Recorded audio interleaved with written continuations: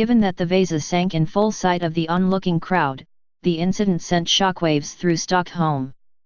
The city mourned the dead and breathed a sigh of relief for those who had survived. But most of all, there was anger and confusion as to how such a tragedy could have happened to what was meant to be the planet's most advanced warship.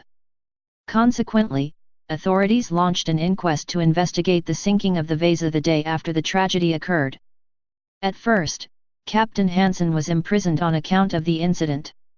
But he swore that the ship's guns were properly secured and that his crew were sober. Instead, he claimed the vessel had been inherently unstable, and it seems that he was right. While Henrik Hybertsson, the designer of the ship, had been an experienced shipwright, the scale and the armament of Vasa had been an unknown entity.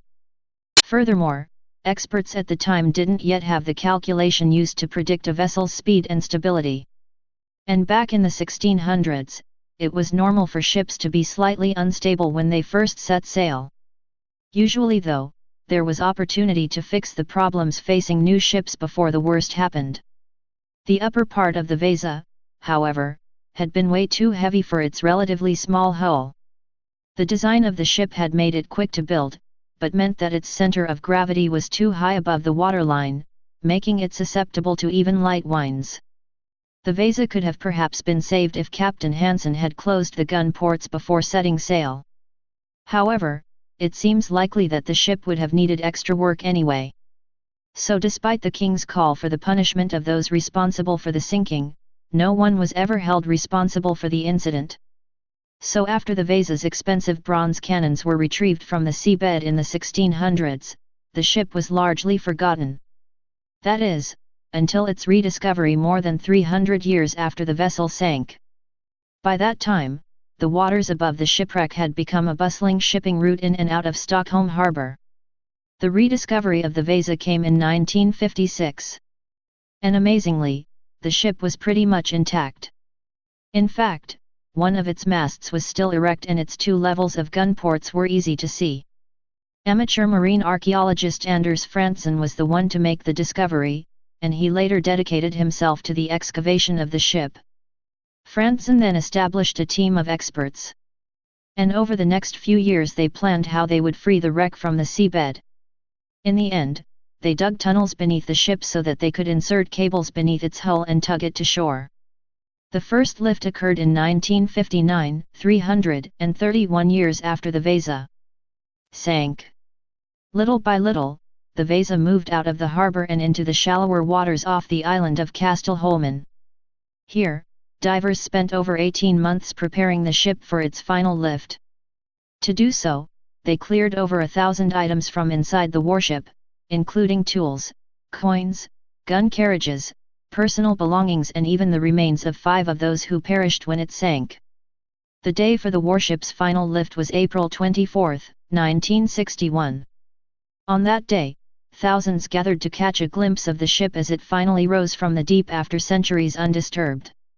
When it did, 4 carved warrior heads were the first features to emerge, shortly followed by the Vasa in its entirety.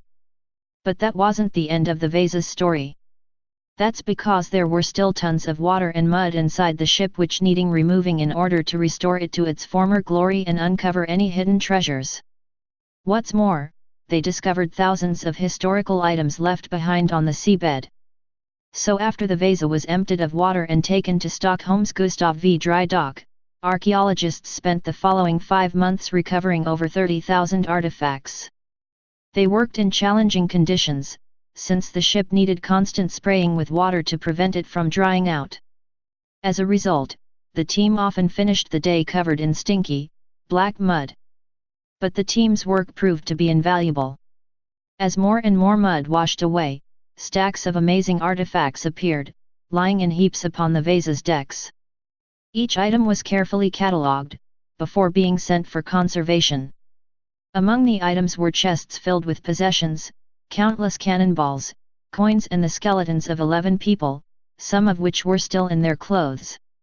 Explaining how the ship had been so well preserved, in a 2012 article for Archaeology magazine Lucas Larsson wrote, "The cold, oxygen-poor water of the Baltic Sea protected the Vasa from the bacteria and worms that usually digest wooden wrecks.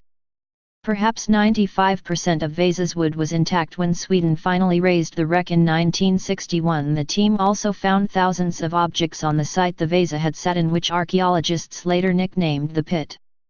Items of interest included sculptures, anchors, a longboat and parts of the ship's masts. Teams also uncovered the skeletons of 4 more people in the wreckage of the stern. When the excavation of the Vasa finally wrapped up, archaeologists had uncovered more than 40,000 items.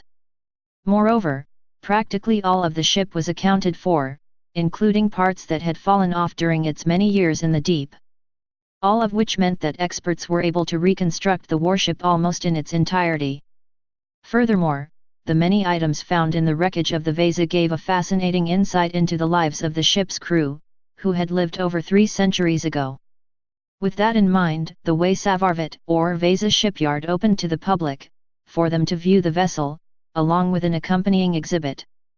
In 1988 the ship moved to its permanent home at the Vasa Museum. The attraction officially opened 2 years later in 1990, and has reportedly since become Scandinavia's most visited museum. And given the ship's amazing story, it's not hard to see why it's been so popular.